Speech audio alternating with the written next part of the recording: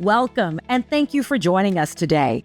This presentation is a part of the Jacksonville Transportation Authority's U2C Phase 2 Project Development and Environment, or PD&E study. The purpose of this effort is to evaluate the future of the Skyway and how it can best serve Jacksonville for decades to come. The U2C program, the Ultimate Urban Circulator, or U2C, is JTA's long-term plan to modernize the Skyway and better connect downtown with surrounding neighborhoods. The program is being developed in 3 phases. Phase 1. The Bay Street Innovation Corridor runs from the Central Station to the Sports and Entertainment District, including Everbank Stadium. This phase is complete, demonstrating autonomous vehicle technology in real-world service. Phase 2. Skyway conversion and expansion. It's the focus of this study. It examines options for the existing Skyway system and its 8 stations as the system reaches its end of life. Phase 2 is currently underway. It's expected to be completed in August of 2026. Phase 3, neighborhood extensions. This will expand service beyond downtown, creating a larger, more connected system that reaches surrounding neighborhoods in the near future.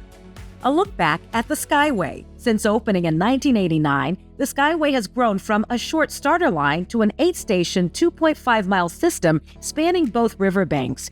In 2012, the Skyway became fare-free, making it more accessible for everyone. Today, the Skyway continues to serve downtown, but after more than 3 decades, the system needs major modernization to remain reliable for customers and a growing downtown.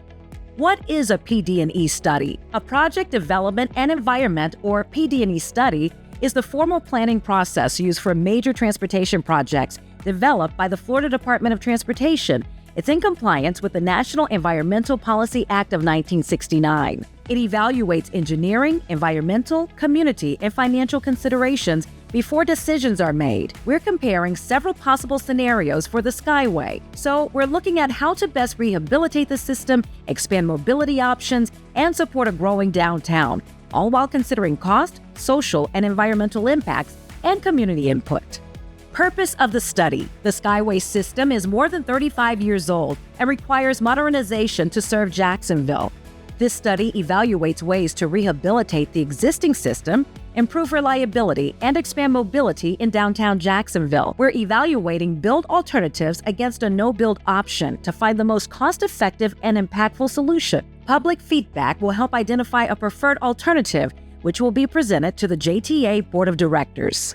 The study area. The PD&E study covers the full 2.5-mile Skyway system from the Jacksonville Regional Transportation Center to the South Bank. The study includes a 200-foot buffer zone measured from the center line of the existing guideway to consider environmental factors, future expansion, and connections with other transportation options. Now, let's take a look at the proposed alternatives. No build. The no-build option would continue operating the current Skyway for as long as possible with minimal improvements.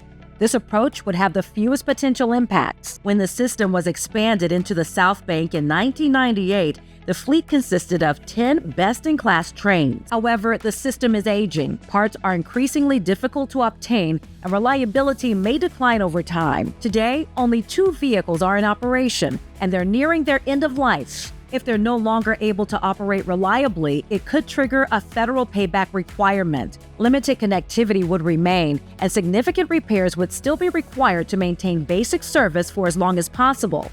Now, let's take a look at the build alternatives. Alternative 1. Retrofit the existing vehicles. This option would repair, retrofit, and rebuild the current vehicle fleet, replace the train control system, and make structural repairs to restore original service levels. The existing track would remain in place with system upgrades to support continued operation. While this approach has fewer construction and community impacts, retrofitting older vehicles can be challenging and long-term limitations would remain. Alternative 2. New automated people mover trains. This alternative would replace the current system with a new fleet of modern automated trains. Customers would benefit from safer, more reliable vehicles and more frequent service. However, major upgrades to the existing structure would be required, and connectivity would remain limited to the guideway. This upgrade would require removing the center guide beams, retrofitting the elevated structure, and completing any additional structural updates needed to support the new trains. The automated train control system would also be replaced or updated to ensure compatibility with new technology. Alternative 3.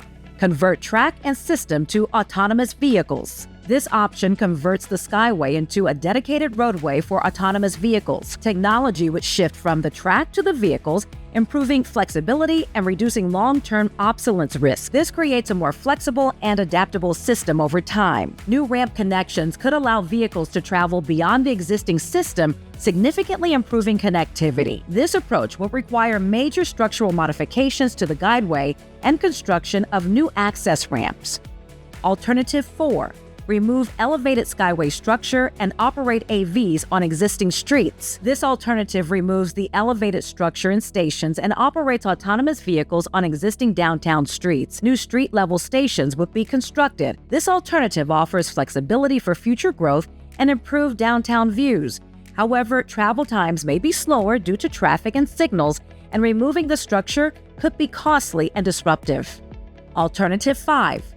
Repurpose Skyway as multi-use trail and operate AVs on existing streets. This option converts the elevated Skyway into a multi-use trail connected to the Emerald Trail network. New street-level stations would be constructed and autonomous vehicles would operate on existing downtown streets. This alternative provides flexibility and supports public recreation and connectivity.